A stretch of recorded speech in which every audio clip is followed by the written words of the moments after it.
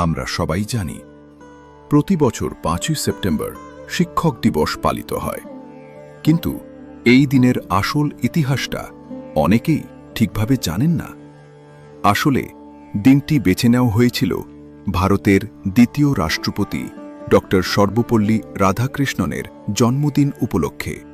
তবে আশ্চর্যের ব্যাপার হল, তিনি নিজে কখনোই চাননি তার জন্মদিন ব্যক্তিগতভাবে উদযাপিত হোক। ১৯৬২ সালে যখন তিনি রাষ্ট্রপতির পদে বসেন, তার ছাত্রছাত্রী ও অনুরাগীরা প্রস্তাব দেন জন্মদিনটা যেন বড় আকারে পালন করা হয়।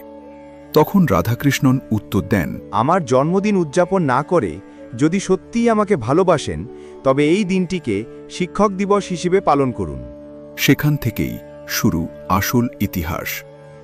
রাধাকৃষ্ণন রাষ্ট্রপতি হয়েও রাষ্ট্রপতি ভবনের চাকচিক্যের বদলে সাধারণ জীবনযাপনকে বেছে নিয়েছিলেন।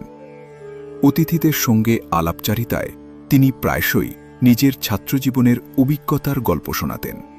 তার দৃঢ় বিশ্বাস ছিল, একজন ভালো শিক্ষকই হতে পারেন একজন প্রকৃত নেতা। এমনকি বিশ্বখ্যাত দার্শনিক বার্ট্রান্ড রাসেলও মন্তব্য করেছিলেন, যদি রাধাকৃষ্ণনের মতো একজন মানুষ রাষ্ট্রপতি হতে পারেন, তবে রাজনীতি সত্যিই জ্ঞান আর নীতির ক্ষেত্র হয়ে উঠতে পারে।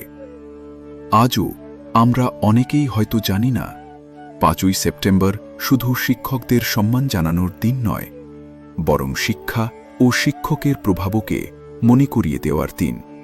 তাই ৫ই সেপ্টেম্বর কেবল একজন মহান ব্যক্তির জন্মদিন নয়, এটা আমাদের সমাজ করার নেপথ্যের আসল নায়ক, সেই সকল শিক্ষকদের প্রতি শ্রদ্ধা ও কৃতজ্ঞতার দিন। আরও চমকপ্রদ ভিডিও দেখার জন্য আমাদের সঙ্গে থাকুন। ধন্যবাদ।